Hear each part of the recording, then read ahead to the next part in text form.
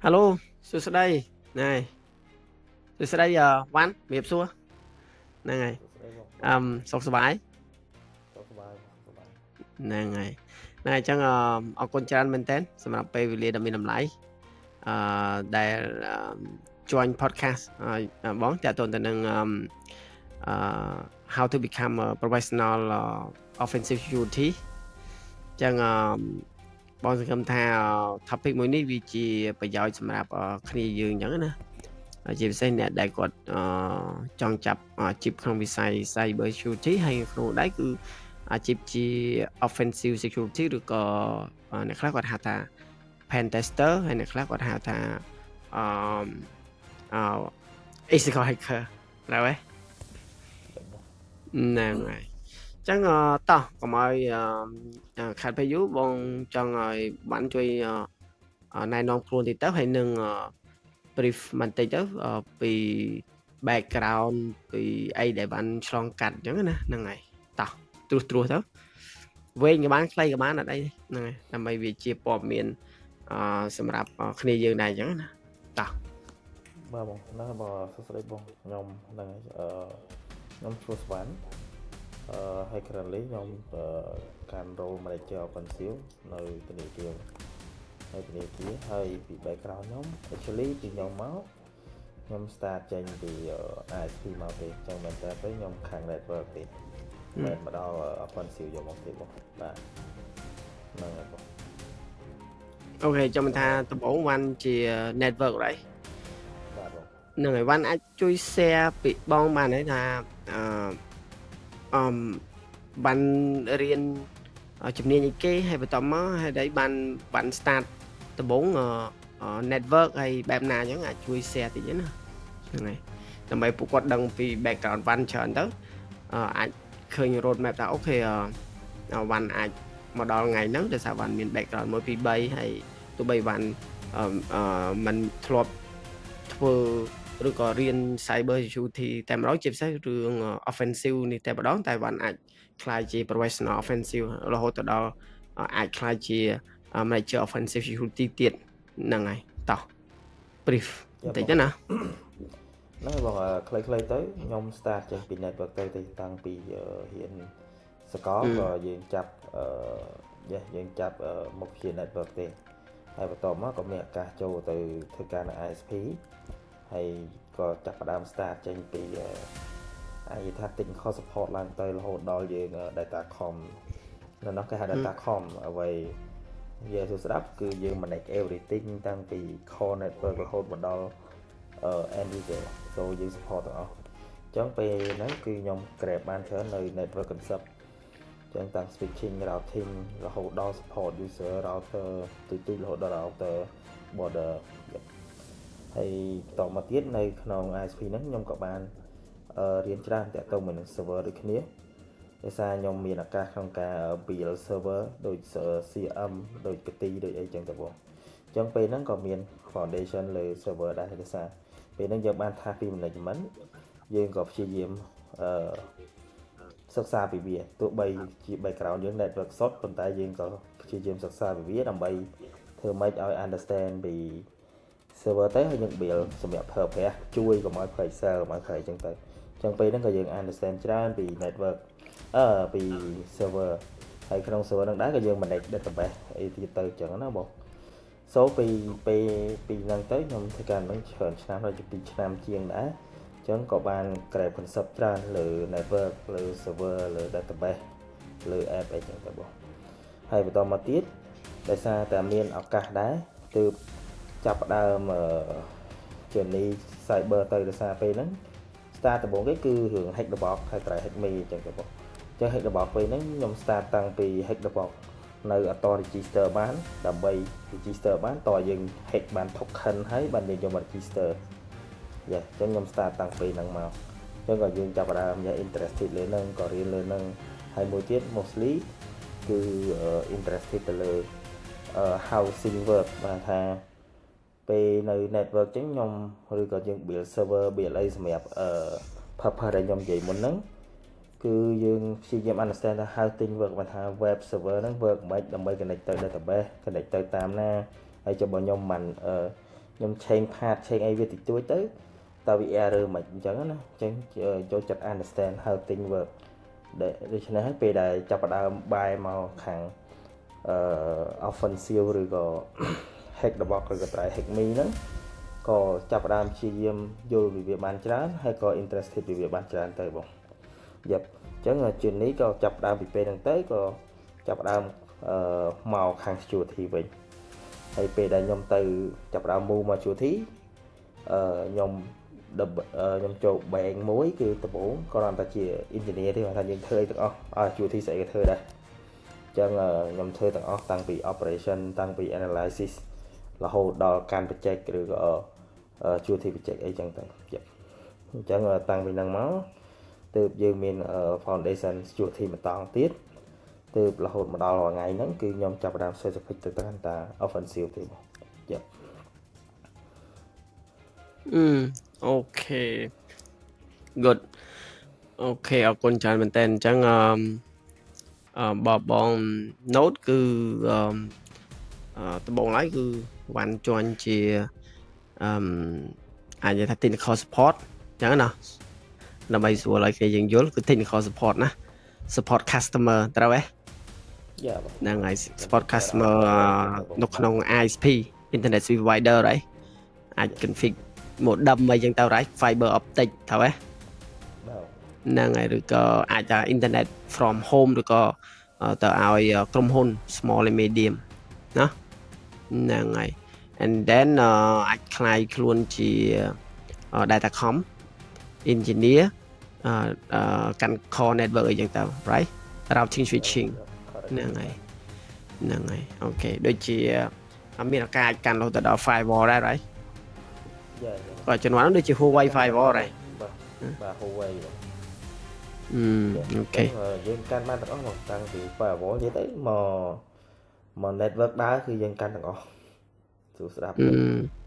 អូខេ configure BGP route អី chain route ជាមួយនឹង another upstream provider ទៀតណាហើយសំបី dedicate route ទៅ China អីក៏ហ្នឹងហើយក៏បានធ្លាប់ experience ជាមួយដែរ right correct បាទ and then បាន move ទៅ bank មួយហើយជា security engineer អូខេ right ចឹងពេលដែលវ៉ាន់ move ទៅជា security engineer ដោយវ៉ាន់ដូរពីអញនិយាយថា network engineer ចុះគាត់នោះ title datacom ពីអ្នកកាន់ routing switching ពី technical នៅ internet provider ហើយ move ទៅ bank ហើយជា security engineer ទៀតបានអាច share បងបានថាពេលដែលវ៉ាន់ move ទៅជា security engineer ពេលហ្នឹងបានកាន់អីខ្លះហ្នឹងទី1ទី2វ៉ាន់មាន challenge អីអត់ទេមានផលវិបាកអីអត់ទេណាវាដូចគ្នាឬក៏វាខុសគ្នាដាច់ហ្នឹងហើយបើខុសគ្នាដាច់បានមានផលវិបាកអីអត់ទេតោះអូខេបងហ្នឹងហើយបង question មកទី1តើតើមួយនឹងថាខ្ញុំបានកាន់អីខ្លះពេលដែលខ្ញុំកាន់ security engineer ដំបូងគឺដូចខ្ញុំ mention ចឹងគឺខ្ញុំកាន់ច្រើនតាំងពី security analysis និយាយទៅតាំងពីយើង analysis ជាលក្ខណៈនិយាយថាជា blue team ក៏ខ្ញុំបានធ្វើហើយពេលដែលមាន project ពេលហ្នឹងមាន project relate មួយនឹង pen testing ក៏យើងបាន perform អញ្ចឹងណាបងហើយរហូតទៅដល់ governance ទៀតពេលហ្នឹងជួយមួយនឹង team ឬmanager ឬអីចឹងតាក់ទងមួយនឹង develop policy រហូតដល់ធ្វើ user access review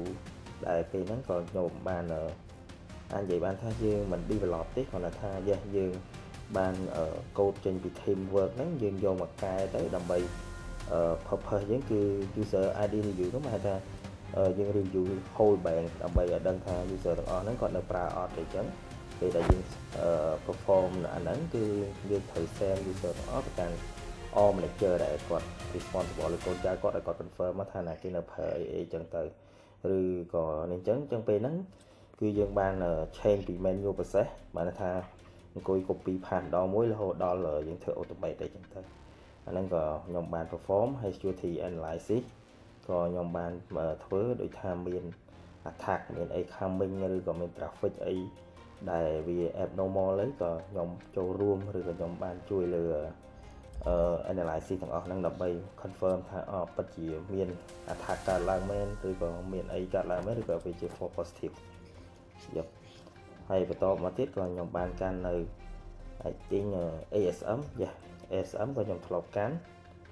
មែនតើមិនកាន់ទេយើងគាត់ថាស៊ីប៉ុន្តែ understand អញ្ចឹងខ្ញុំអាចពេលហ្នឹងគឺអាច generate key generate អីគឺយើងអាច responsible លើនឹងបានរហូតដល់ចុងក្រោយគេដែលនេះហ្នឹងគឺ pen testing ខ្ញុំ pen testing ក៏ខ្ញុំ start ចេញពីហ្នឹងទៅដែរ so ពេលហ្នឹងគឺមាន project ខ្លះដូច relate មួយនឹង compliance អីគេ require ឲ្យធ្វើ pen test ក៏យើងអាច perform ខ្លួនឯងបានហើយ result accept from industry standard ទៀតដែលជាក្រុមហ៊ុននៅក្រៅប្រទេសចឹងទៅគាត់ accept report យើងទៀតយប់បន្តមកតើតើមើល challenge challenge ពេលដែលខ្ញុំ move ពី network ទៅកាន់ security អ្វីដែល challenge ជាងគេគឺmindset ព្រោះពេលនៅ network ឬក៏នៅ ISP អ្វីដែលខ្ញុំខ្វល់ជាងគេអាចនិយាយថា the ultimate goal របស់យើងគឺmake it work ឲ្យវាដើរធ្វើម៉េចឲ្យទៅដើរឲ្យទៅ smooth ឲ្យទៅ ping ទៅឃើញ MS ទៀតអូខេហ្នឹងគាត់ទៅធ្វើ system ចេញមកឲ្យតែខ្ញុំអាច access ទៅខ្ញុំ access data បានdata ហ្នឹងក៏ query click ចេញ user ឬក៏ cell អីគាត់អាច log in ចូលបានអូខេអាហ្នឹងខ្ញុំអូខេហើយប៉ុន្តែពេលដែលខ្ញុំមក security អ្វីដែលត្រូវ change mindset គឺធ្វើឲ្យវាដើរហើយធ្វើឲ្យវា secure ទៀតអញ្ចឹងដូចឧទាហរណ៍ឲ្យស្រួលស្ដាប់ដូចនៅ ISP ពេលដែលយើងប្រើដូចថាខ្ញុំបង្កើត server មួយខ្ញុំអត់មានខ្វល់ច្រើននេះយើងប្រើតែ private IP ប្រើតែ port 80ជួនកាល forward ទៅ public IP ទៀតដើម្បីស្រួល access ដើម្បី convenient ដល់ user អញ្ចឹងប៉ុន្តែយក encryption អត់មាន HTTPS អត់មានអីទាំងអស់ប៉ុន្តែពេលហ្នឹងគឺវាដើរប៉ុណ្ណឹងគេអូខេអត់មានអីទៀតទេបងតែដល់ពេលយើងមក security អត់ទេយើងត្រូវកាត់ដល់ត្រូវមាន encryption ត្រូវមាន domain name ត្រូវថា server ហ្នឹងវាពិតជាគួរឡើង internet មែនអត់ដើម្បី reduce attack surface អីចឹងទៅបងអញ្ចឹងអ្វីដែល challenge ជាងគេពេលហ្នឹងគឺរឿង mindset ទី1ទី2តកតមួយនឹង skill ពេលហ្នឹងយើង change ហ្នឹងវារៀងចង់ចូលថាវា180 degree ដែរបងដោយសារតាមួយដូចនិយាយចឹង how does it make it work មួយទៀត make it secure អញ្ចឹងអ្វីដែល challenge មួយទៀតគឺពេលដែល security នៅ bank ពេលដែលពួកគាត់ធ្វើ project មេតែ user គាត់ធ្វើ project អីមួយគាត់ត្រូវឆ្លងយើងអញ្ចឹងខ្ញុំក៏ធ្វើ performance គេហៅ security analysis ឬក៏ assessment លើ project ហ្នឹងដើម្បី ensure ថា project របស់គាត់ហ្នឹងគឺ run ទៅមុខមែនប៉ុន្តែ run with security secure អញ្ចឹងណាបងបើអត់ secure ក៏ត្រូវដឹងថា loophole នៅកន្លែងណាយប់ so កន្លែងហ្នឹងក៏ challenge មួយដែរគឺដូចថាអូខេគាត់ build server A អញ្ចឹងខ្ញុំត្រូវទៅ understand server A ហ្នឹងបានខ្ញុំអាចទៅធ្វើ assessment ឬធ្វើ security assessment in detail ឬ consistent ទៅតាម reality ថាគាត់ពិតជាត្រូវប្រើ port ហ្នឹងមែនឬក៏គាត់ពិតជាអត់អាច encrypt លើ port ហ្នឹងទេអញ្ចឹងបើគាត់អត់អាច encrypt ទេគួរតែមាន compensate control ប៉ុណ្ណាឬក៏អ្វីដែលគាត់អត់ encrypt ហ្នឹងតើវា sensitive ដល់កម្រិតណាដែលយើងគួរតែ rest អីមួយទៅឲ្យ management top management គាត់ aware អត់ឬក៏កន្លែងហ្នឹងយើងមើលទៅអូខេយើង accept ធម្មតាធម្មមេណាក៏ approve whatever អញ្ចឹងទៅបងអញ្ចឹង challenge ទាំងអស់ហ្នឹងគឺសិតតែជា challenge ដែលយើងធ្វើបងចាំមិនថាបង note មួយគឺ challenge ធំមួយគឺ shift 180 degree ពីអ្នកដែលកាន់ routing switching ទៅជា security engineer ហើយដូចជា A1 note គឺធ្វើទាំង pen test ផង security assessment ផងធ្វើទាំងហ្នឹងហើយ security analyze ទៀត analyze incident ទៀត right security incident ហើយក៏ធ្វើការងារមួយចំនួនទាក់ទងនឹង compliance ទៀតរហូតដល់អាចកាន់ ASM ធ្វើ ASM generate pin អីចឹងទៅ right ហ្នឹងហើយបើស្ដាប់ទៅហ្នឹងហើយយើង move 180 degree ហើយលោកឡាយយើងធ្វើច្រើន right move 180 degree ហើយធ្វើច្រើនទៀត ពួកអ្នកខ្លះគាត់មូមែនតែគាត់ធ្វើ specific ឯងអាច1 2 3តែយូរធ្វើច្រើនអាចដូចនិយាយរៀបរាប់អញ្ចឹងជា security analysis ផងពេលខ្លះធ្វើ pen tester ទៀតហើយពេលខ្លះរហូតដល់ generate pin ទៀតហើយអ្នកខ្លះ security engineer មួយចំនួនងាយបានប៉ះ generate pin វា ASM ហ្នឹងហើយនឹងធ្វើ compliance ទៀត user ID review អី1 2 3ទៀតហើយរហូតដល់ធ្វើ system ទៀតហ្នឹងហើយហើយហ្នឹងហើយបានធ្វើមិនបានអាច shift ខ្លួនឯងបានណាហើយធ្វើបានការងារច្រើនបែបហ្នឹងដោយឡែកបើស្ដាប់ទៅវាថ្មីទាំងអស់180 ក្រេសម្រាប់បងគឺវាថ្មីអស់ហើយដើម្បីឲ្យគ្នាយើងដឹងថាវ៉ាវយើងមូ180 ក្រេព្រោះនៅគ្នាយើងខ្លះគាត់ចង់ដឹងថាអូខេខ្ញុំឥឡូវនៅ role ជា network engineer ទេខ្ញុំ role ជា system engineer ទេខ្ញុំ role ជា IT អី1 2 3 IT support ឬក៏ IT engineer ទេតែនៅពេលខ្ញុំចង់មូទៅជា security either បានធ្វើការច្រើនដោយស្បានតែ Swift cyber security ឬក៏ទៅ security engineer ក៏វាគិតថាវាឆ្ងាយដែរrole វាមិនធ្វើដូចគ្នាពេកដោយបាននិយាយចឹងតែវារៀង relevant គ្នាវាអាចអីដែលគាត់បានធ្វើនេះវាជាគ្រឹះអញ្ចឹងណាអញ្ចឹងបានអាចចែកម្លែកពី tip ឬក៏វិធីវ៉ាន់ដើម្បីធ្វើម៉េចដែលវ៉ាន់អាច handle អាការងារថ្មីហើយវាប្លែកហើយវាវ៉ាន់ដែលមាន experience ណាថាហ្នឹងហើយមានវិធីវេឬក៏ tip អីហ៎ណាមានការងារថ្មីមករត់ឬក៏មិនឬក៏ត្រូវធ្វើម៉េចដែលវ៉ាន់អាចធ្វើបានណាទោះបីវាថ្មីវាបែបណាក៏ដោយហ្នឹងហើយអូខេបងមែនទេពីខ្ញុំទៅអ្វីដែលខ្ញុំអាចស៊ីបានឬក៏អាចធ្វើបានពីមុនមកហ្នឹងគឺអាចនិយាយថាចម្បងជាងគេធំផុតគឺដោយសារតែយើង interested ខាងហ្នឹងឬក៏យើងស្រឡាញ់ខាងវាយើងស្រឡាញ់ខាងហ្នឹងអញ្ចឹងណាបង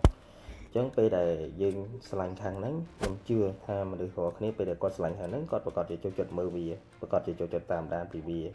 ដោយតារឿងភាគអញ្ចឹងបងតារឿងល្អមើលគឺយើងតាមដានតបចប់ភាគចប់អញ្ចឹងណាអញ្ចឹងពីខ្ញុំគិតថា major ជាងគេគឺរឿងថាយើង interested ដោយការខ្ញុំនៅ ISP ខ្ញុំ interested ដោយសារទោះបីពេលតនីអីក៏ដោយក៏ខ្ញុំចូលចិត្តទៅមើលដូចថាដូចខ្ញុំនិយាយមុនហ្នឹងចឹងមាន try hack me hack the box អីតាំងពីជំនាន់ហ្នឹងមកយេហើយឬក៏តាក់ទងមួយជួរ event អីដែលគេ happen មាន hack មានអីក៏ខ្ញុំចូលចិត្តទៅ read ដូចជា POC ឬក៏ write up របស់គេចឹងទៅតាក់ទងមួយ capture the flag គេចឹងណាបងចឹងពីមែនតើទៅគឺដោយសារតែយើង interested ដែរអញ្ចឹងយើងក៏តាមដានលើវាហើយនៅពេលដែល opportunity ឲ្យយើងទៀតគឺនិយាយទៅវាមកទាំង pro បងអញ្ចឹងបើថា opportunity ឲ្យមកយើងក៏ interested ខាងវាអញ្ចឹងពីខ្ញុំទៅគឺទោះបីមេក៏ដាក់ការងារមកការងារហ្នឹងខ្ញុំអត់ដែរធ្វើមិនក៏ដោយប៉ុន្តែខ្ញុំព្យាយាម understand ពីវាហើយខ្ញុំព្យាយាមធ្វើវាអញ្ចឹងបងអញ្ចឹងដំបូងយើងធ្វើលក្ខណៈអូខេបើហើយពីខ្ញុំទៅការពេលដែលខ្ញុំធ្វើ mostly ខ្ញុំចូលចិត្តធ្វើពីដំបូងយើងធ្វើលក្ខណៈធម្មតាដូចថាខ្ញុំបានពីមេមកឬក៏បានពីteam គាត់កាន់ថាសនឹងពីមុនមកគាត់ឲ្យធ្វើ step អី1 2 3 4ចឹងខ្ញុំនឹងធ្វើ1 2 3 4ហ្នឹងឲ្យ understand ពីវាសិនបន្តមកទៀតខ្ញុំនឹងពេលដែល understand ហើយខ្ញុំនឹងប្រឹងស៊ីជម្រៅខាងក្នុងហ្នឹងដើម្បីធ្វើវាទៅជា automate ឬក៏ហៅវិធីណាមួយដែលវាកាត់បន្ថយអា menu work ហ្នឹងចឹងបងយ៉ាចឹងហើយមួយទៀតក៏ចង់ក្រោយមក point ទៀត relate មួយនឹងរឿង pen test ហ្នឹងដោយសារតែខ្ញុំចូលចិត្តខាងហ្នឹងមួយទី2ខ្ញុំអាចនិយាយថា mindset ខ្ញុំចូលចិត្ត understand how it work អញ្ចឹងយើង how it work ដល់ពេលអស់ពី how it work យើងចង់ដឹងថា what happen if យើងអត់ play by the book តែវាដាក់មកដូចថាកន្លែងហ្នឹងគាត់ឲ្យ input លេខហើយចុះឧបមាខ្ញុំ input អក្សរវាមានន័យកាត់ឡើងអញ្ចឹងក៏យើងចាប់ផ្ដើម understand ពីវាអញ្ចឹងអាហ្នឹងគឺរបស់ទាំងអស់ហ្នឹងគឺជាអញ្ចឹងថានៅក្នុង pen testing អាហ្នឹងគឺជា loophole បងបើសិនជាapplication ហ្នឹងវាចង់ឲ្យយើងធ្វើ input នេះដើម្បីចេញ A input នោះដើម្បីចេញ B ចុះបើខ្ញុំ input B មកមុនទៅបញ្ឆេះមកមុនទៅវាចេញ A មកវិញអញ្ចឹងណាបងយ៉ា so ពីមែនតើ in the end គឺនៅតែនិយាយគឺ mindset interested អ្វីដែលយើងស្រឡាញ់ហើយមួយទៀតគឺព្យាយាមធ្វើពីវាអញ្ចឹងឃើញថាសមក គុំរុញចេញគុំនិយាយតែពាក្យថាអត់ចេះអញ្ចឹងអត់ដែរធ្វើអញ្ចឹងណាបងអញ្ចឹង either យើង accept មកយើងព្យាយាមធ្វើហើយទោះបីយើងធ្វើបានដូចអ្វីដែលអ្នកមុនឬក៏យើងធ្វើបានហើយក៏ដោយក៏យើងគួរតែរកវិធីណាមួយដែលជួយការងារទាំងអស់ហ្នឹងឲ្យវាហត់ទៅស្រួលទៅទៀតអញ្ចឹងគុំ certify ត្រឹមតែថាអូខេធ្វើហើយប៉ុណ្្នឹងហើយអូខេហើយយើងត្រូវអីថ្មីថែមពីលើនឹងទៀតអញ្ចឹងទៅក៏អាហ្នឹងក៏វា improve knowledge របស់យើងដែរបងយេអាហ្នឹងពីខ្ញុំទៅបងល្អខ្លាំងមែនតើអញ្ចឹងឯដែលបង note ហើយក៏ជា key ទៅ audience យើងដែរគឺទី1គឺ grow mindset ឯដែលបងព្យាយាម summarize what ឯដែលបាននិយាយគឺ grow mindset ព្រោះវាថា grow mindset ពេលដែលយើង see something new ដែលយើងមិនដែលធ្វើគឺមានយើងភ័យហើយយើងសុំមិនធ្វើវាទេបាទនឹង right ទៅយើងពិតជាចំនឹង role របស់យើងហើយជាតួនាទីរបស់យើងហើយវា right យើង say yes ហើយយើង do our best ព្រោះកុំតែ say yes and do not more ឬគាត់នឹងរួច right គឺអត់ទេបើមក note គឺ say yes and do your best ហើយtry to learn try to check try to verify ហើយដោយបាននិយាយចឹងគឺ try to understand how it work ណាពេលយើង understand how it work ទៅយើងដឹងថាយើងធ្វើបែបណាហើយវាបូករួមនឹងការស្រឡាញ់យើងទៀតបង note វាទៅគឺយើងស្រឡាញ់យើងដឹងថាយើងស្រឡាញ់វ៉ាន់ដឹងថាពេលណាដែលយើងដឹងយើងស្រឡាញ់បង note ដូចធ្វើវ៉ាន់ធ្លាប់ពេលដែលនៅ ISP ក៏ធ្លាប់មុននឹង join ជា security engineer វ៉ាន់ធ្លាប់ join CTF ដែរតើហ៎CTF នៅឲ្យ national competition មួយនៅក្នុងប្រទេសយើងហើយយកបងហ្នឹងហើយចាំថាពេលហ្នឹងjoin បានម្ដងដែរបងអញ្ចឹងនិយាយចឹងមកដល់ពេល join ទៅក៏ចាប់ផ្ដើមពី actually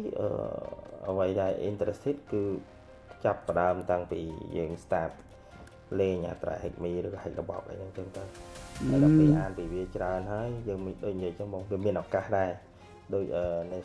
national competition ដែលបង mention មុនហ្នឹងក៏វាមកមួយឱកាសដែរអញ្ចឹងណាបងបាទអញ្ចឹងយើងមានឱកាសហើយយើងធ្លាប់រៀនពីវាទៀតក៏អញ្ចឹងក៏បានបញ្ចេញខ្លះមួយទៀតក៏វាធ្វើឲ្យយើងហ្នឹងហិតតែ feel ថាអូខេពេលហ្នឹងយើងទៅយើងអត់បានលេខល្អឬក៏អត់បាន number 1 or whatever ក៏ដោយប៉ុន្តែវាធ្វើឲ្យយើងហ្នឹង feel មួយថា yes យើងស្រឡាញ់ខាងហ្នឹងអញ្ចឹងយើងនឹងខំប្រឹងធ្វើទៅទៀតដើម្បីឲ្យបើ next opportunity តទៀតគឺយើងនឹង better ទៅអញ្ចឹងទៅgood mindset មែនតើអញ្ចឹងបងអញនោះថាអូខេយើងធ្លាប់ join CTF ហើយទោះបីយើងបានដូចកាលហ្នឹងមិនបានលេខមិនល្អក៏បានលេខ4ដែរតែបង note ណាគាត់ថាគេយកជាប់លេខ1លេខ2លេខ3ណាបានលេខ4ដែរហើយទោះបីយើងមិនបានលេខល្អក៏ដោយគឺយើងអាចដឹងខ្លួនយើងអាច lesson learn ពីហ្នឹង lesson learn ពីហ្នឹងយើង keep improve យ៉ាងដូចបាន share មិញខ្ញុំ note គឺមាន improve លេង another CTF like another CTF ក៏លេង like CTF time ឬក៏ like លេង practice from try hack me លេង practice from hack the box អីចឹងទៅ right ហ្នឹងហើយដើម្បី improve អា knowledge របស់យើងនឹងឲ្យ grow from day to day wow very nice ហ្នឹងហើយអញ្ចឹង in short អីបង note គឺធ្វើឲ្យច្រើនហើយព្យាយាមស្រឡាញ់អីដែលយើងធ្វើហើយនឹងមួយអីធំនោះគឺ mindset grow mindset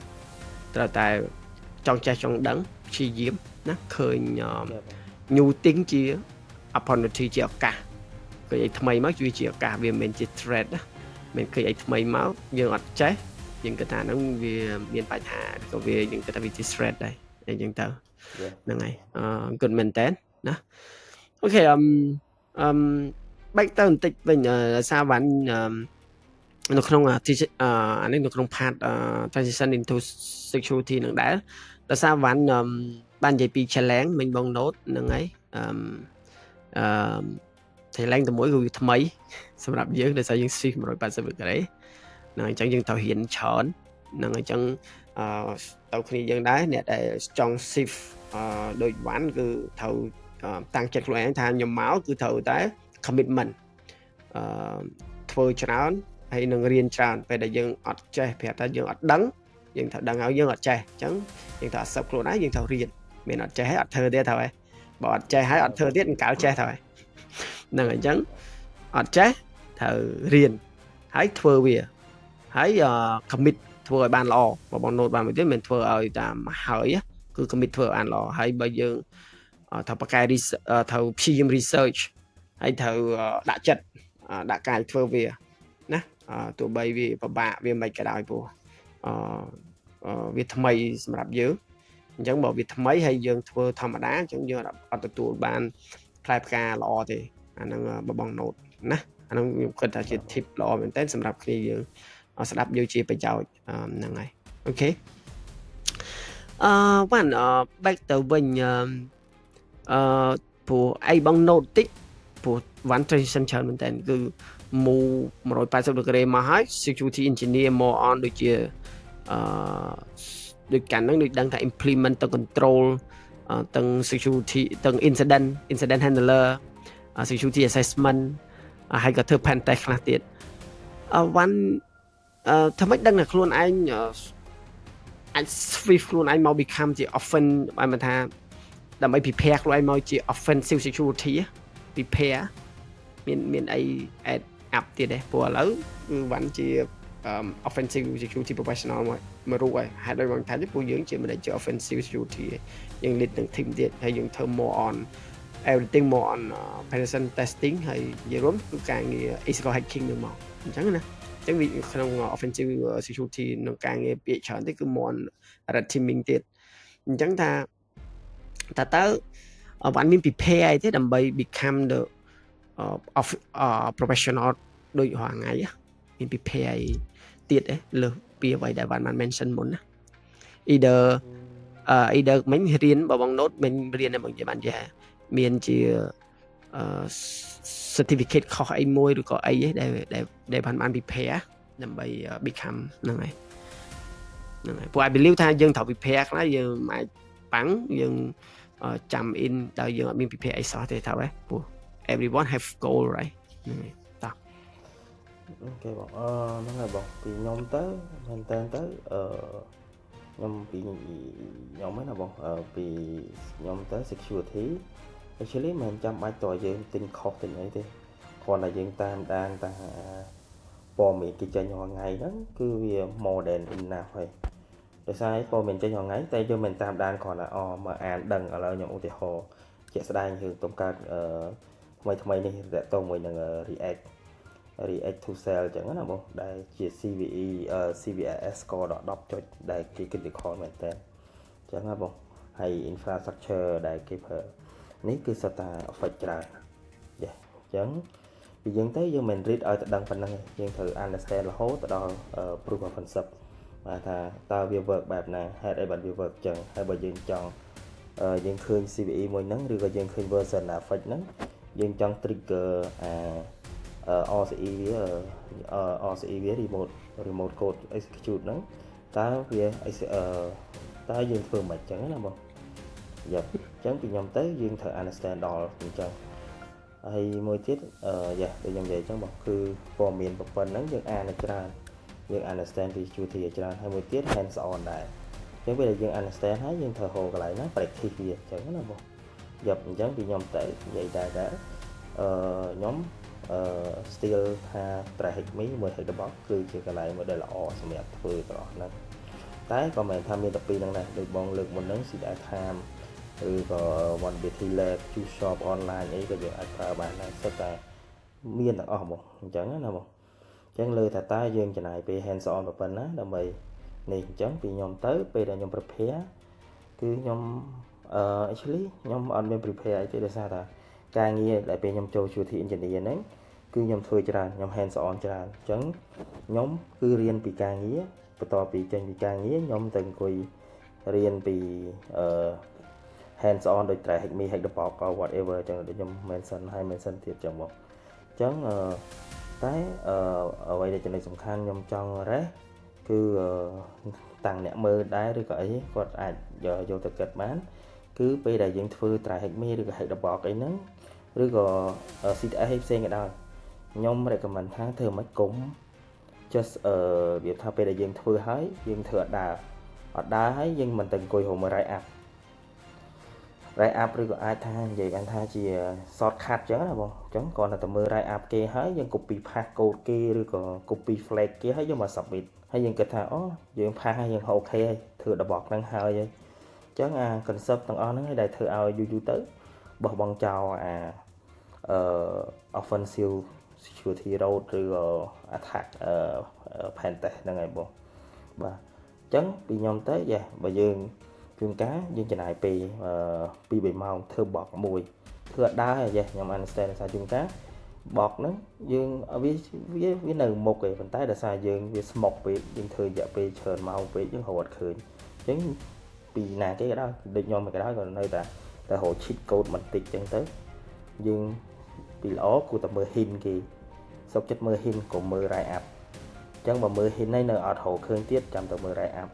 ហើយមើល write up ហ្នឹងក៏មិនមែនថា copy paste code គឺយកមកយក flag ហើយយើងអូចប់ហើយបោកហ្នឹងខ្ញុំធ្វើហើយខ្ញុំ success ហើយ proud of ខ្លួនឯង no យើងត្រូវ understand ថា code ហ្នឹងគាត់ទៅសេហ្នឹងគាត់ធ្វើអីគេពួកអីពីខ្ញុំទៅដូចchannel ច្រើនដូចជា John Hammond IP-sec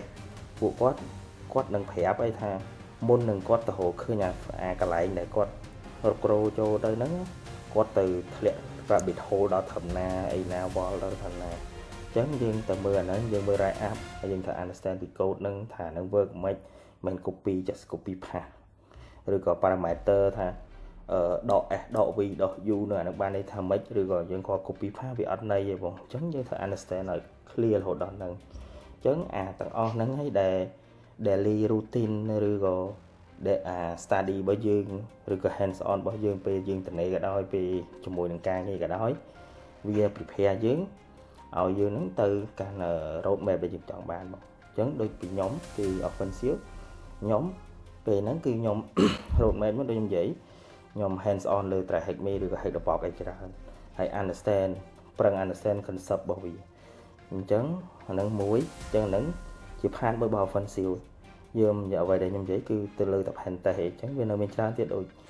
ចបងលើកឡើងមាន red teaming phishing អញ្ចឹងទាំងអស់ហ្នឹងហើយមានច្រើនទៀតដូច exercise assessment ជាច្រើនទៀតដែលជា part របស់ offensive អញ្ចឹងទាំងអស់ហ្នឹងក៏យើងត្រូវ read យើងត្រូវអានយើងត្រូវយល់ថាស្អីគេ red teaming តាក់ទិកអីខ្លះមានស្អីគេធ្វើខ្លះព្រោះអីមែនeverything គឺ capture the flag ទេអញ្ចឹងពេលដែល in the real world scenario គឺមិន capture the flag ទេគឺ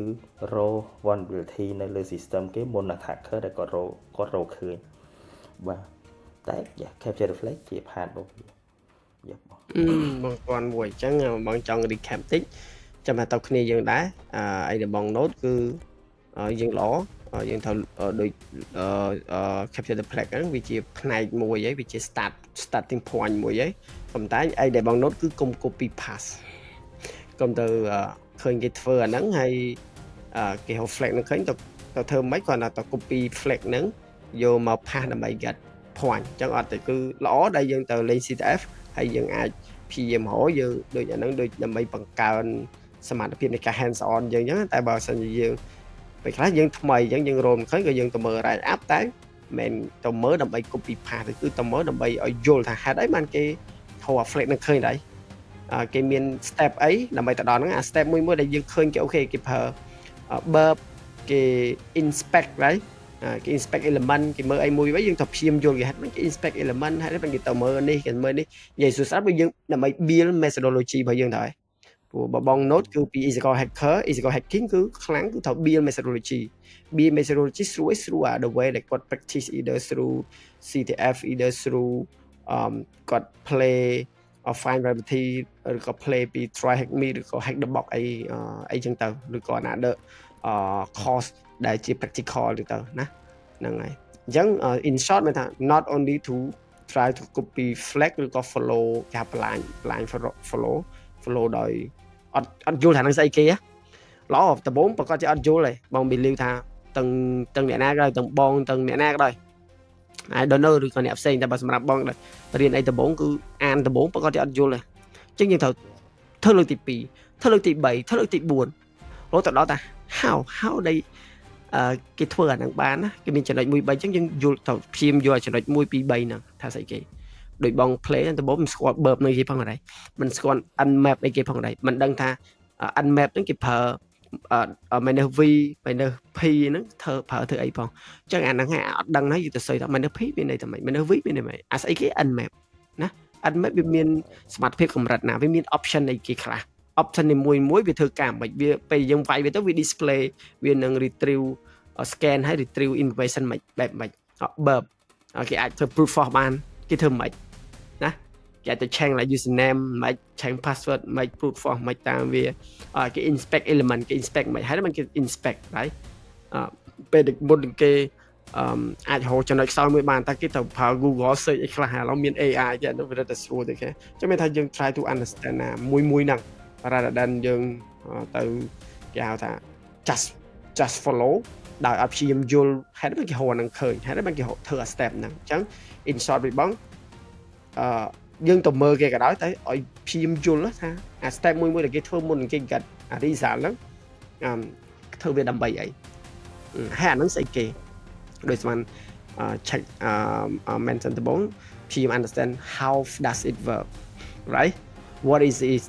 ណាអាហ្នឹងជាអីអាហ្នឹងជាអីឲ្យដឹងថាអាហ្នឹងជាអីហ្នឹងហើយអញ្ចឹងនិយាយជាខ្លីគឺឲ្យព្យាយាមយល់ពីវាបើយើងមិនយល់ព្យាយាមយល់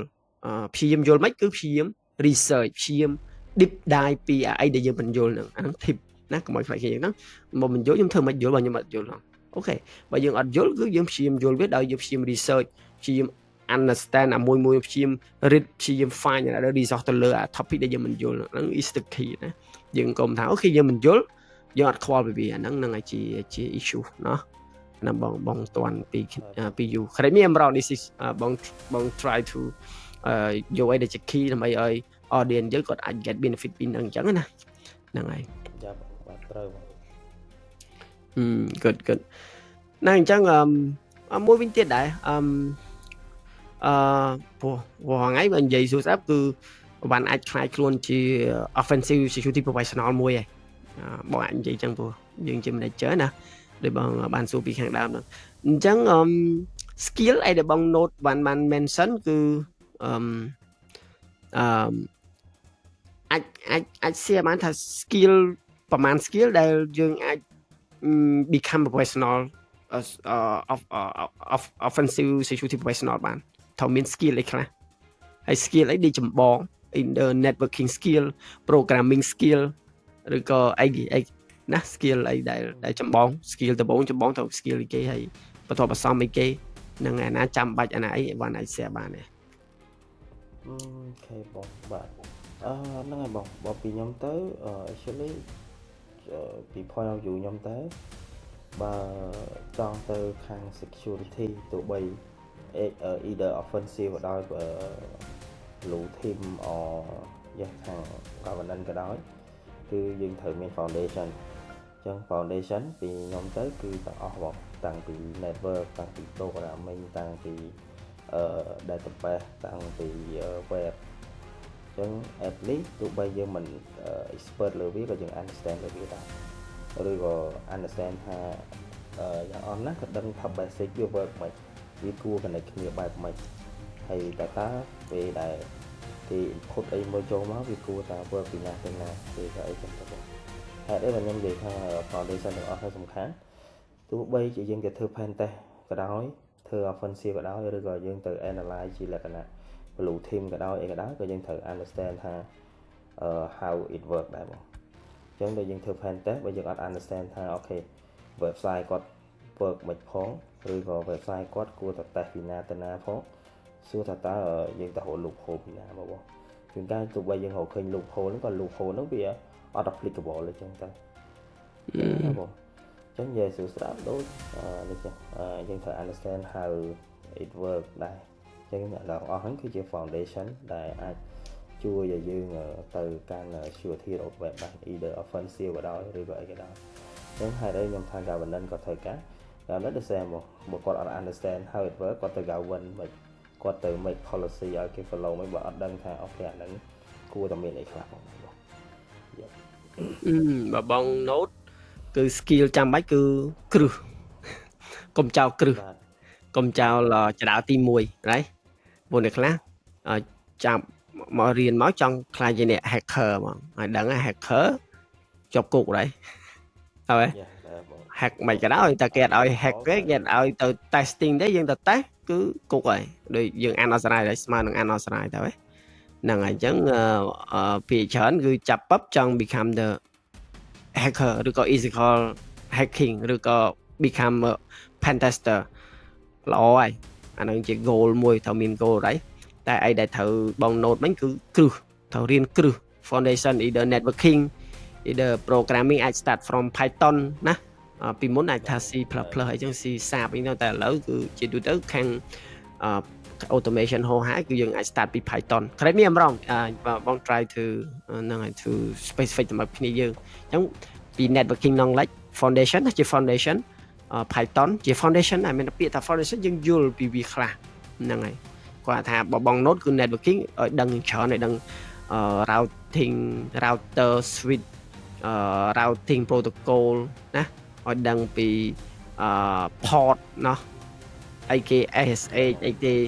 telnet right អីគេ HTTP អីគេ HTTPS right ហ្នឹងហើយអញ្ចឹងយើងត្រូវយល់អំពី network concept in short ទៅ foundation យើងត្រូវដឹងអំពី concept របស់ programming especially start I learn from Python ព្រោះដូច Python អីមានវគ្គ free ដូចមក Cisco មាន Python free ដែរណាហ្នឹងហើយ free នឹង cost free មកគោកទៀតទៅនៅនឹង Python ឬក៏ automation ទៅហ្នឹងហើយឬក៏យើងអាច not only Python យើងអាច start ពី another programming language like Java like អីហោហាជា foundation មិនរៀនដើម្បីឲ្យខ្លាចជា developer ព្រោះយើងមិន developer ណាថាហ៎មិនទៅ develop application programming ឬក៏ web application ឬក៏ mobile app ណាគឺដើម្បីឲ្យយើងមាន concept យល់ពីអាហ្នឹងហើយហ្នឹងហើយយើងដឹងពី system ហើយមាន concept ពី system ឲ្យដឹងថាស្អីគេ system AD ណា system on ទៅក៏ដឹងពី OS ដែរ operating system ហើយ like Windows OS client Windows server ឬក៏ Linux ហើយ open source OS ណាហ្នឹងហើយអាហ្នឹងយើងជា concept ឲ្យដឹងពី system យើងមានគេ AD ហើយ at least ណាអាស្អី AD ឥឡូវមានរហូតដល់ Azure AD ទៀតហើយមានតែ on-premise AD មាន Azure AD ទៀតក៏យើងសំខាន់យើងមិនទៅចេះ everything ចេះធ្វើ expert ដែល concept ពីឲ្យយល់ពីនិយាយស័ព្ទឲ្យយើងមាន foundation នេះឲ្យច្រើនឲ្យដឹងឲ្យច្រើនហើយអីដែលសំខាន់ដូច networking មួយជាផ្នែកធំពោះស្អីក៏ដោយដូចយើងជា pen tester អញ្ចឹងបើគេបិទ port នឹងបាត់ហ្នឹងហើយយើងគេបាត់ហ្នឹងអញ្ចឹង communication វារីកដល់ហ្នឹងហើយយើងទៅ test អីចេញឧទាហរណ៍ណាយើងទៅ scan port ហ្នឹងមានបើក port ណាដែលអាចមាន weakness តែគេបើគេ block អស់បាត់ហ្នឹងហើយយើងអត់ដឹងទេតែហ្នឹងចុះអញ្ចឹងមានថាយើងត្រូវយល់ពី network concept ថា how from client ទៅ server គេ communicate match through អីគេណា rank network ផ្សេង network មួយទៀត reach គ្នាតាមអីគេព្រោះយើងមាន network ផ្សេងគ្នា network ផ្សេងនេះចង់ស្គាល់គ្នាត្រូវមានអីណាត្រូវមាន router ត្រូវមាន routing protocol either OSPF either EIGRP either BGP either IIS either RIP version 2 either RIP NG អញ្ចឹងសម្រាប់ IPv6 ឃើញទេយើងដឹងអីគេ IPv4 អីគេ IPv6 តើហ៎ចាទាំងអស់ហ្នឹងវាជាគ្រឹះដោយគ្នាយើងមិនគួររំលងមិនគួរថាអូខេយើងចង់ចេះខ្លាំងពេកដល់យើងបំភ្លេចអស់ហ្នឹងទេណាអញ្ចឹងពីបង note 1គឺកុំឲ្យគ្នាយើងភ្លេចគ្រឹះទាំងអស់ហ្នឹងត្រូវ start ពីគ្រឹះទាំងអស់ហ្នឹងដោយដែលបងបានជួយប្រមូលមកដើម្បីគ្នាយើងអាចចាប់បានពីវ៉ាន់មុនវ៉ាន់អាចមានគេមានថាវ៉ាន់អាចចេះធ្វើ pen test ឬក៏ become professional offensive professional វ៉ាន់ចូលមកធ្វើ pen test យកទេគឺត្រូវមានគ្រឹះទាំងអស់ហ្នឹងពោះ best ទៅលើគ្នាយើងអាចសារទៅមើលក្រោយវិញគឺដឹងឲ្យវ៉ាន់ start ពីជា technical start ពីជាអ្នកតម្លើង modem start ពីជាអ្នកតម្លើង fiber start ពីជាអ្នកធ្វើម៉េច configure router home ឲ្យភ្ញៀវឬក៏ small business ឲ្យភ្ញៀវណាធ្វើម៉េចភ្ញៀវអាចឡើង internet ហ្នឹងចាំថាអាហ្នឹងជាគ្រឹះដើម្បីវ៉ាន់ស្គាល់ how network work រហូតដល់វ៉ាន់មានឱកាសកាន់មក core network កាន់ BGP កាន់ border router exchange route ជាមួយទៅនឹង another upstream provider another global route ឬក៏ធ្វើម៉េចឲ្យ reach to global either reach dedicate route to China អីចឹងទៅហើយចាទាំងអស់នោះសិតទៅគ្រឹះសិតទៅជា spin ដើម្បីឲ្យវ៉ាន់អាចខ្លាយជា security ដល់ពេលវ៉ាន់បានខ្លាយជា security ឯងវាអាចធ្វើឲ្យវ៉ាន់ធ្វើការងារនឹងបានគួបផ្សំទៅនឹងការឆ្លាញ់ទៀតហើយហ្នឹងហើយបូក foundation គួបផ្សំនឹងការឆ្លាញ់បូកផ្សំនឹងអីគេ grow mindset ការចង់ចេះចង់ដឹងហ្នឹងហើយហ្នឹងបូកផ្សំហ្នឹង always practice always hands on ណាកុំ lazy និយាយទៅកុំ lazy បើយើងអត់ចេះពេលយើងធ្វើការដល់ពេលយើងដឹងអានោះអត់ចេះយប់ឡើងយើងរៀនអញ្ចឹងទៅណាមិនយើងដឹងយើងអត់ចេះយប់ឡើងហ៎គេយប់ឡើងឬក៏ទៅធ្វើអីផ្សេងចុច Facebook ធ្វើអីដែលវាមិន bring benefit មកអីដែលយើងខ្វះខាតហ្នឹងក៏វាអត់ដែរហើយ and then អីដែលសំខាន់នោះគឺ goal យើងត្រូវរក្សា goal គោលដៅយើងឲ្យច្បាស់ហើយរៀបចំយុទ្ធសាស្ត្រទៅម៉េចដើម្បី reach to goal ហ្នឹងយើងត្រូវរៀនអីយើងត្រូវធ្វើអីដូចវ៉ាន់និយាយវិញអញ្ចឹងគឺមាន try hack me មាន hack the box មាន CTF អីមួយពី3អញ្ចឹងទៅហើយ either យើងលេង try hack me either យើងលេង hack the box អីលេង CTF យើងមិនត្រូវតែ follow គេ write up គេឲ្យ copy pass យកតែ score ទេឲ្យតែចប់ room ឲ្យតែចប់ challenge នេះទេគឺត្រូវអាច challenge មួយគេចង់ឲ្យយើងចប់ហើយបាន score តែបើយើងធ្វើឃើញអីតែបើយើងអត់ឃើញយើងទៅមើល write up ensure តែយើង understand ពីចំណុចមួយថាធ្វើម៉េចដើម្បីគេអាច get a flag នឹងបានអញ្ចឹងទៅហើយហ្នឹងហើយស្រួលបើយើងពេលយើងឃើញទៅគេធ្វើអាហ្នឹងយើងអត់យល់គឺយើងព្យាយាម research ពីអាហ្នឹងយើងព្យាយាម understand ពីអាហ្នឹងយើងព្យាយាមឲ្យដឹងថា how does it work ដោយវ៉ាន់និយាយមិនអញ្ចឹងទៅហើយអាហ្នឹងពីបង right អញ្ចឹងយើងអាច become the offensive security professional ហើយហ្នឹងពីបង am I right ហ្នឹងហើយ okay very good មែនតើ very good back មកបន្តិចទៀតដោយសារវ៉ាន់រាល់ថ្ងៃជា manager offensive អញ្ចឹងមានថាវ៉ាន់តឹងដឹកនាំ offensive ទៀតតើពីវ៉ាន់អាច check ខ្លួនឯងទៀតថាពីមុនយើងគ្រាន់តែធ្វើឯងធ្វើម៉េចតែ application នឹងឲ្យដើរ web application ឬក៏ mobile app នឹងឲ្យបានហៅ flag not sorry ហៅ flag ហៅ one withចឹងដល់ one step ហ្នឹង CTF ហើយនឹង Pentester វាខុសគ្នាមួយហៅ flag មួយហៅ one with right ហ្នឹងហើយគាត់ថានោះវាជា part វាជា starting point មួយដើម្បីយើងយល់ពី concept ឬក៏យើងអាច build methodology ដែលអាចឲ្យយើងមកធ្វើ pen test ទៅវា faster វា strong វាអីហៅហើយទៅអានោះដូចគ្រឹះអញ្ចឹងណាអញ្ចឹងវ៉ាន់តែងតែ advice បែបណាទៅ staff ឬក៏ទៅ team ដែលគាត់ជា new joiner ទៅលើ offensive security ហ្នឹងឲ្យគាត់អាចអាច grow forward បងនិយាយថា grow forward មានទេហ្នឹងហើយមាន advice បែបណាទៅលើ junior ហ្នឹងហើយព្រោះបើយើងរើសអ្នកដែលមាន experience ស្រាប់មកអាហ្នឹងយើងមិនសូវអីយើងគាត់ share 1 2 3ចុះសម្រាប់ junior ចាំបងគិតថាអ្នកដែលផ្សេងដែលគាត់នឹងស្ដាប់គាត់ benefit មិនចឹងចុះបើខ្ញុំ start junior នេះហើយខ្ញុំទៅខ្ញុំ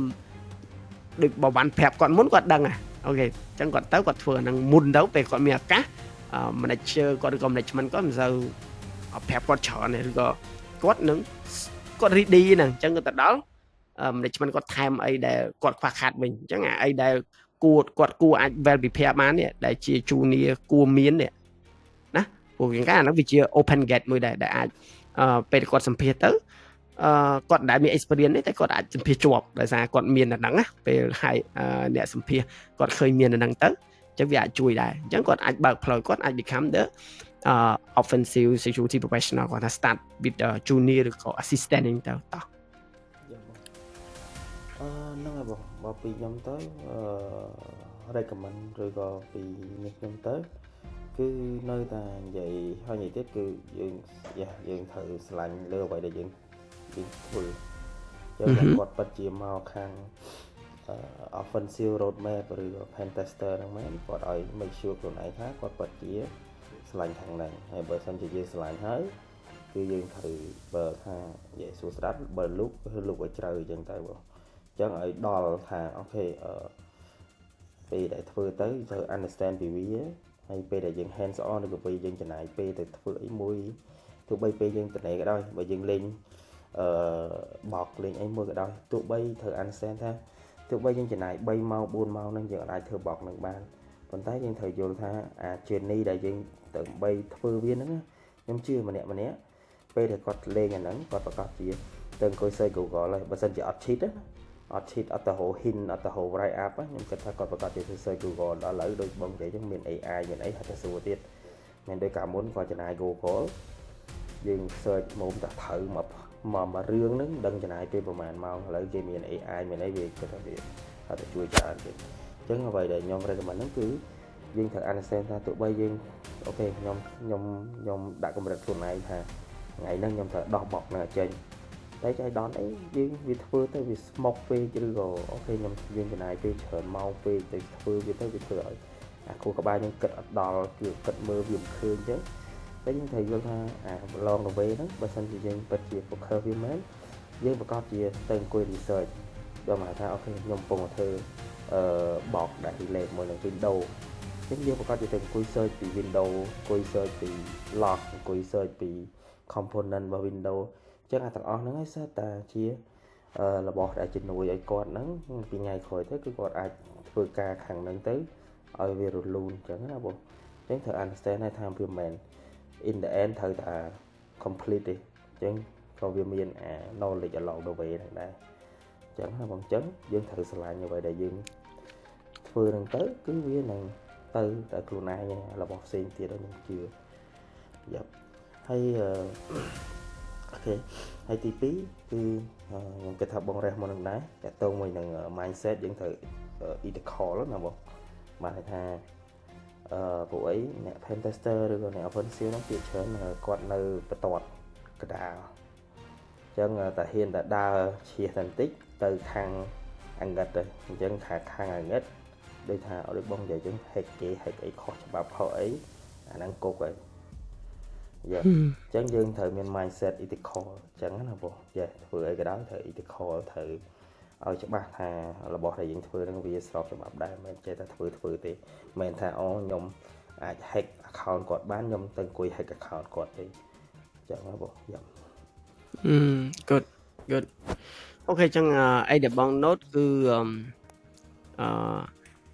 ទៅអ្នកដែលជួនេះគឺគាត់នៅពេលដែលគាត់ try to practice either hack the box អីហ្នឹងទៅឬក៏ try hack me ឬក៏ another pen test practical អីទៅអញ្ចឹងឲ្យគាត់គឺសវណ្ណគឺឲ្យគាត់ព្យាមលេងវាទោះបីធ្វើវាមិនដើរក៏ដោយមួយថ្ងៃហ្នឹងក៏ដោយក៏កុំបាក់ទឹកចិត្ត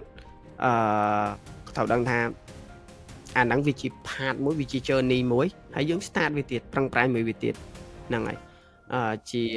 ជារួមគឺលើកទឹកចិត្តឲ្យពួកគាត់ជា journey ហ្នឹងគឺឲ្យ practice ច្រើនទៅលើរឿងអស់ហ្នឹងថាម៉េចឲ្យ practice ច្រើនហើយបើ practice ទៅហៅមិនឃើញឬក៏អីទេឬក៏ដោះមិនបាន result បកណាត់បានទេក៏កុំបាក់ទឹកចិត្តត្រូវតែព្យាយាមធ្វើទៅធ្វើស្អែកទៀតវ៉ាន់និយាយហ្នឹងបង fully support អាចនិយាយថាដំបូងក៏បងលេង hack the box ដែរបងលេង try hack នេះរហូតដល់បងលេង hack the box ដើម្បីបាន hacker grade ហើយចឹងដើម្បីបាន hacker grade យើងត្រូវដោះ box គេហៅថា box អត់មាន write up ទៅហ៎ឬក៏គេហៅ live machine វាមានអីគេហៅមួយទៀត retire machine បើ retire machine មាននេះមាន write up តែបើសិនជា live machine នោះវាអត់មានទេបើវាមានក៏វាតិចដែរព្រោះគេឲ្យ export គេហៅ spoil ទៅហ៎អញ្ចឹងពេលធ្វើហ្នឹងexperience ហ្នឹងគឺធ្វើអត់ដើមមែនជួនកាលធ្វើដល់ម៉ោង3ភ្លឺធ្វើអត់ដើមស្អែកចំណាយពេលធ្វើទៀតធ្វើអត់ដើមជួនកាលធ្វើ 3-4 ថ្ងៃបានដើមអញ្ចឹងបើសិនជាយើងអត់មាន mindset មួយថា commitment មួយថាយើងព្យាយាមទៀតទេហ្នឹងហើយគឺយើងនឹងបោះបង់អញ្ចឹងមិនយើងឃើញអ្នកបោះបង់ច្រើនអ្នកមានអ្នកឆ្លាញ់ role ហ្នឹងច្រើនតែគាត់បោះបង់ដោយសារ role ហ្នឹងត្រូវដឹងថា role ហ្នឹង nature គឺបែបហ្នឹងគ្នាយើងអាហ្នឹងអីខ្ញុំចង់ share ទៅគ្នាយើងហើយក៏បានគាត់ជា offensive security manager គាត់អាចជា professional ហើយយើងនិយាយអញ្ចឹងគាត់បាន share គឺបែបហ្នឹងអញ្ចឹងអាហ្នឹងវាជាព័ត៌មានសម្រាប់គ្នាយើងត្រូវដឹងថាមិនមែនធ្វើអត់ដើរហើយអត់ដើរយើងថាយើងអត់ឆ្លាញ់វាយើងអត់ជំនាញទេត្រូវយើងអត់ចេះវាត្រូវហើយព្រោះមានណា start មកចេះអញ្ចឹងជា key គឺត្រូវព្យាយាមមួយវាត្រូវដឹងថាពេលដែលយើងធ្វើមិនដើរអាហ្នឹងហើយយើងពង build methodology បើបងដែលបង flop experience គឺពេលដែលបងធ្វើអត់ដើរហ្នឹងអាហ្នឹងពង build methodology គេត្រូវធ្វើអាហ្នឹងគេត្រូវចូលដូចវ៉ាន់ចេះចូល Google search Google ហៅអាហ្នឹងវិធី CVE អីហ្នឹងទៅតែគេ scan ធ្វើម៉េច how to scan ត្រូវហ៎រហូតទៅដល់អត់ចេះ unmap ដឹង unmap ពីគេអត់ចេះ inspect element ទៅលើ web យើង យើងដឹងថាអីគេរហូតដល់អត់ចេះ verb យើងចេះប្រើ verb ខ្លះអញ្ចឹងទៅណា postman អញ្ចឹងទៅណាrồi check API អីហោហាអញ្ចឹងទៅអញ្ចឹងមានថាអាហ្នឹងយើងពង build methodology យើងនឹងថាដើម្បីរកអាហ្នឹងយើងត្រូវ search អីសិនយើងត្រូវ check អីសិនយើងត្រូវ scan មុនយើងត្រូវ check អី research អីអាហ្នឹងយើងពង build methodology ហ្នឹងហើយអាហ្នឹងល្អមែនតើបងការីពួកបងធ្លាប់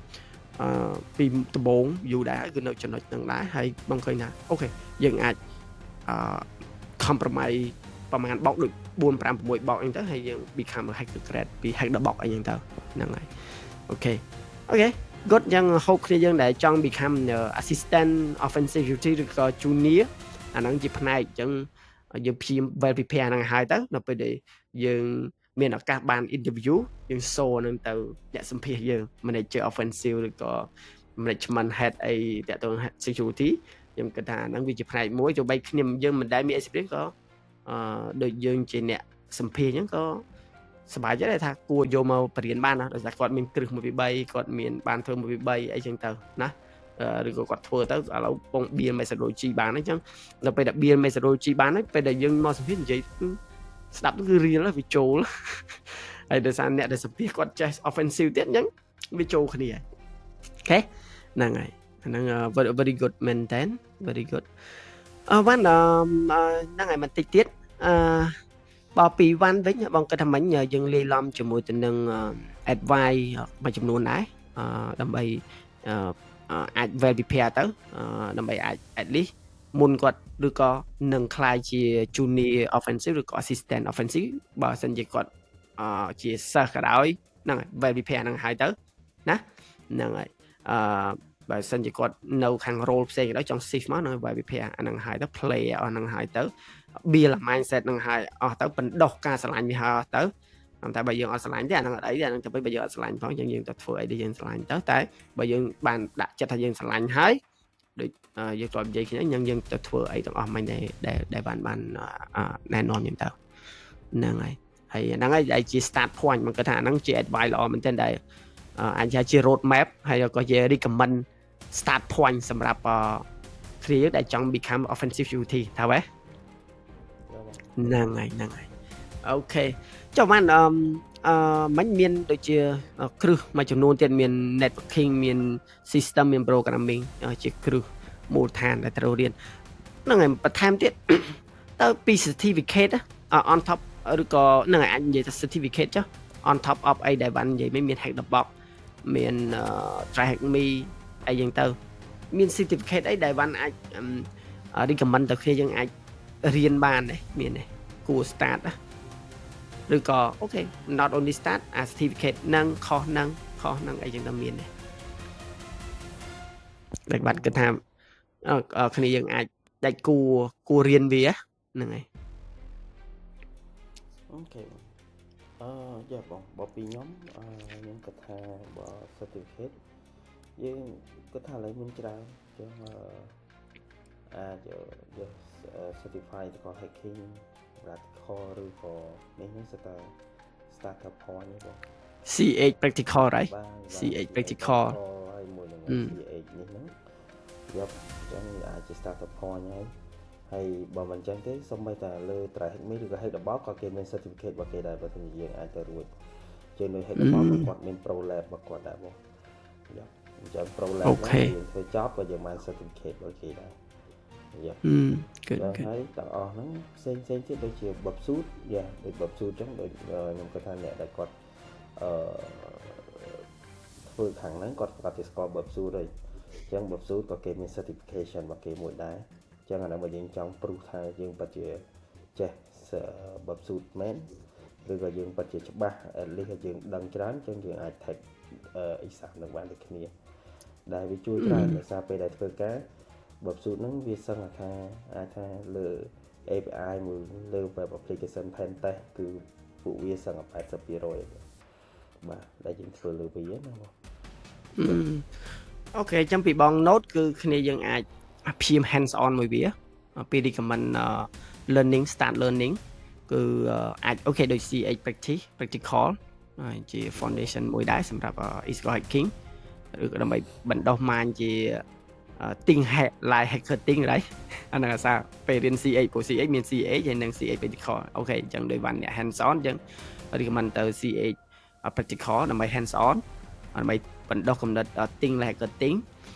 record này khác có riêng CA nhưng tới anh có ở đây đấy lo đấy đấy năng này hay năng miền đôi bạn vậy mình hands on mới cứ try hàng Mỹ nè nó không khám thì ngày chỗ try hàng Mỹ hack the box đấy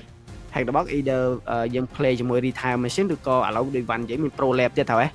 năng nó from hack the box năng port switcher port switcher là bợp nữa thôi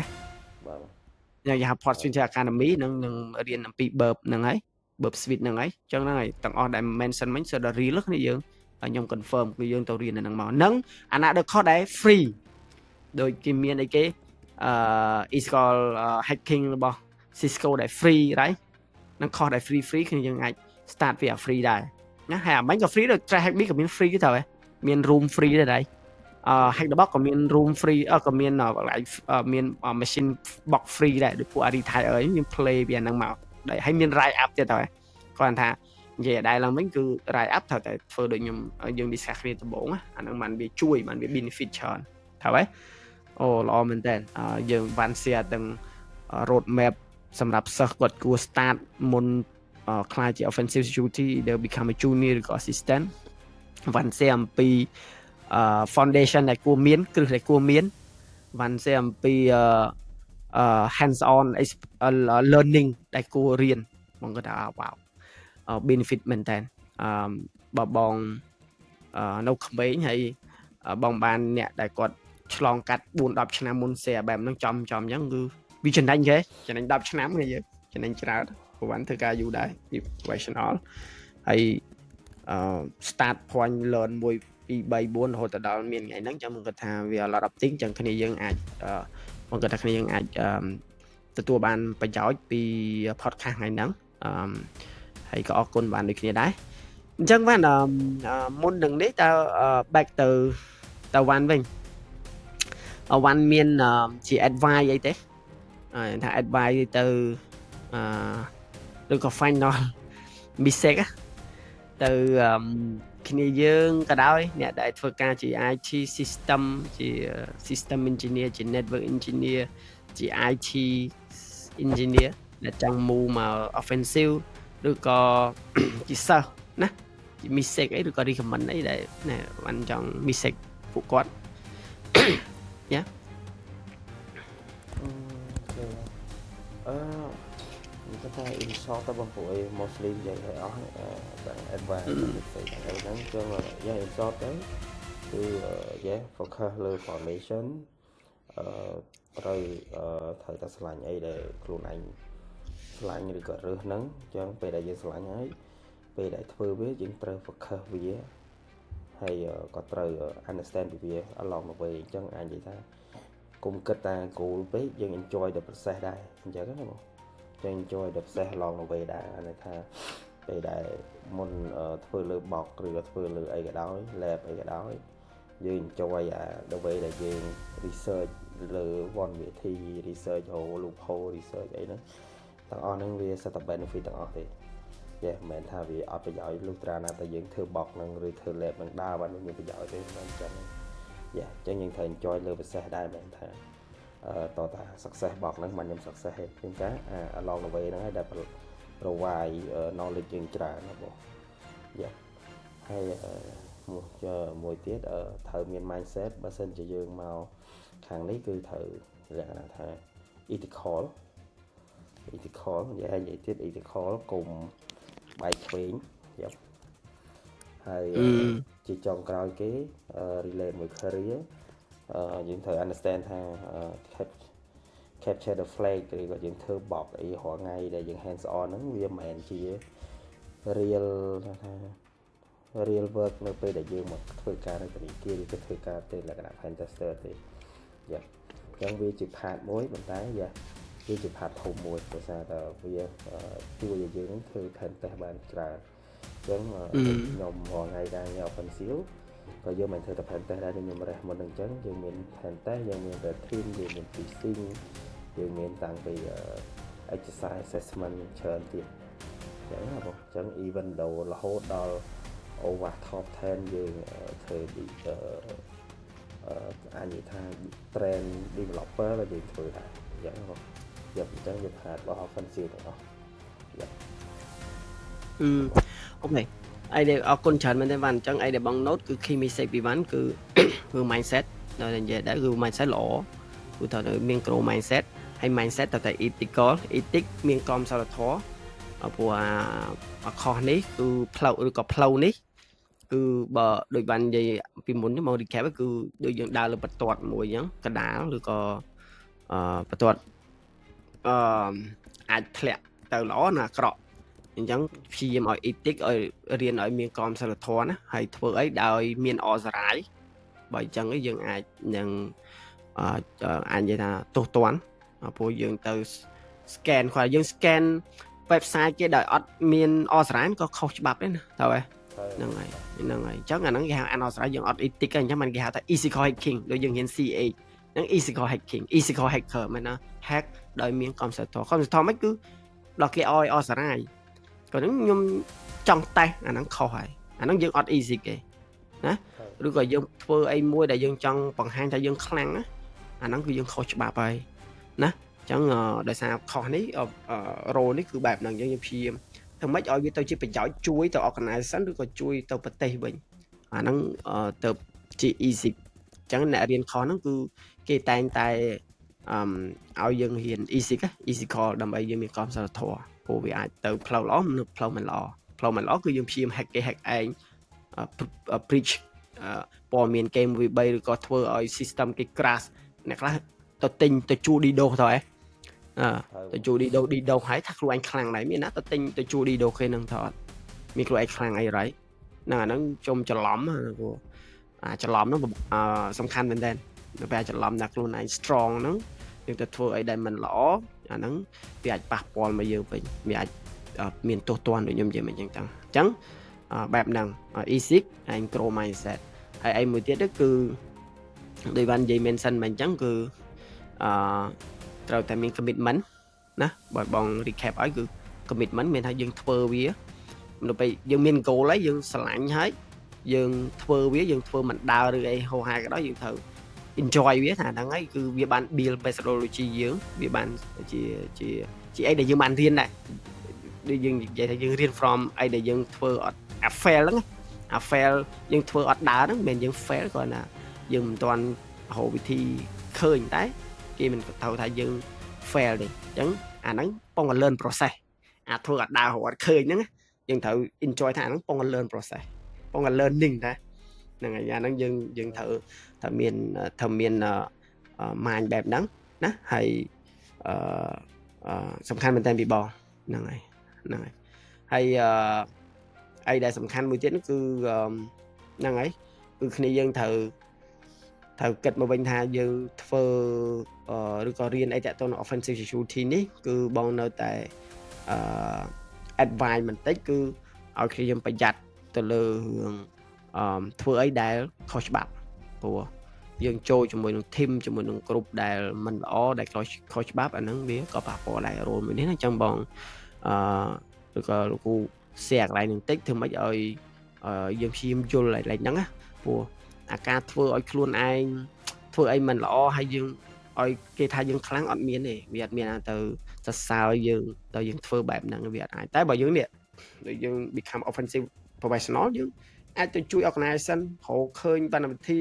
ឬក៏តេស្តបណ្ឌវិធីឬក៏ធ្វើ red team exercise ឬក៏ find CVE ណាមួយមុន attacker រកឃើញហើយយើង recommend ឲ្យ owner app owner ឬក៏ខាង network ឬខាង system ឬក៏ខាង database គាត់ fix អាហ្នឹងតន់អាហ្នឹងហើយវាជាប្រយោជន៍ឃើញណាហ្នឹងអាហ្នឹងវាជួយ organization ណាហើយបើបងនិយាយថានៅពេលដែលយើងខ្លាំងគឺ benefit ក៏បានគួរសមដែរ I believe ព្រោះ benefit វាតាមសមត្ថភាពយើងដែរសមត្ថភាពយើងកាន់តែខ្លាំង benefit organization គាត់ឲ្យយើងតាមនឹងព្រោះអាហ្នឹងវា base ទៅលើសមត្ថភាពរបស់យើងមិនឃើញគេជា offensive security យើងនឹងធ្វើដូចគេដើម្បីបានដូចគេវាមិនអាចទេហ្នឹងហើយព្រោះម្នាក់មានសមត្ថភាពរៀងនឹងខ្លួនការងារដូចគ្នាមែនពេលខ្លះ offensive security មែនតែ สมาร์ทភាពរៀងខ្លួន organization ផ្សេងគ្នាហ្នឹង benefit ក៏វាតាមនឹងដូចគ្នាដែរតែជារួមកុំបារម្ភថា believe me មួយគឺថាតែយើង strong យើងខ្លាំងពិតហ្នឹងយើងនឹង get a lot of thing ទោះបីវាមិន a lot ខ្លាំងណាស់ណាក៏ acceptable ដែរ in term of acceptable អាចទទួលយកបានមិនទៀបពេកមិនអីពេកចឹងដល់តែវាអាចទទួលយកបានឬក៏អាចអាច a lot អាហ្នឹងវាបែបហ្នឹងណាហ្នឹងហើយអូខេអញ្ចឹងបងអរគុណខ្លាំងមែនតើសម្រាប់វ៉ាន់ដែលបានចំណាយពេលវេលាដ៏មានតម្លៃបងគាត់ថា highly appreciate to you អញ្ចឹងបងគាត់ថាpodcast យ៉ាងហ្នឹងគឺមានប៉ុណ្ណឹងគឺ how to become the offensive professional បងគាត់ថាបាន share តាំងពី background បាន share អំពី1 2 3រហូតដល់វ៉ាន់មានថ្ងៃហ្នឹងហើយក៏ share អំពី tip ឬក៏ព័ត៌មានមួយចំនួនដែលអាចជាប្រយោជន៍សម្រាប់គ្នាយើងដែលមានបំណងចង់คล้ายជាអ្នកគេហៅសន្តិសុខវិបហាឬក៏សន្តិសុខវិលុកយើងគិតចេះអាជីពហ្នឹងហើយរ៉ៃដើម្បីយកបកខ្វែមែនទេតែគេហៅ offensive security អ្នកខ្លះគាត់ become a pentester offensive security red teamer អញ្ចឹងទៅហ្នឹងហើយអាហ្នឹងបែបហ្នឹងណាអញ្ចឹងយើងបាន share អំពីគួរតែរៀនអីគួរតែ start ពីអីអញ្ចឹងមកគាត់ថាគ្នាយើងអាចព្យាយាម review វីដេអូនេះ again នឹងបានប្រយោជន៍ហើយនឹង benefit ឲ្យបង commit ថាបង confirm ថាហ្នឹងវាជា real ណាដោយសារគ្នាយើងខ្លះបងមិញបងបានណែនាំបងអញ្ចឹងដោយសារបងហងៃគឺ lead ទាំង blue team red team white team ហ្នឹងហើយអញ្ចឹងបង confirm ឲ្យគ្នាយើងគឺអីដែលបាន share ហ្នឹងគឺ real ហើយ real to offensive guy should well prepare should have ហ្នឹងហើយនៅពេលដែលខ្លាយមកនឹងធ្វើអីអស់ហ្នឹងអញ្ចឹងទៅណាហើយនឹងមានអញ្ចឹងនិយាយចេះណាបងអ្នក proof confirm ហើយគឺបែបហ្នឹងអញ្ចឹងសង្ឃឹមថាគ្នាយើងទាំងអស់គ្នាអាច benefit ពី podcast មួយនេះហើយបើគ្នាយើងមានចម្ងល់ឬក៏អីអាច comment នៅ comment ខាងក្រោមណា leave comment ខាងក្រោមទៅអញ្ចឹងមានអីបងនឹងព្យាយាមឆ្លើយលោកគ្រូនឹងព្យាយាមឆ្លើយហើយបើចំនួននឹងយើងជ្រៅបងលោកគ្រូនឹងព្យាយាមសួរវ៉ាន់ឲ្យវ៉ាន់ជួយឆ្លើយវ៉ាន់ជា expert លើ offensive ហ្នឹងហើយអូខេអញ្ចឹងអរគុណច្រើនមែនទេវ៉ាន់ជម្រាបលាអរគុណចាបាយបាយយ៉ាបាយបាយ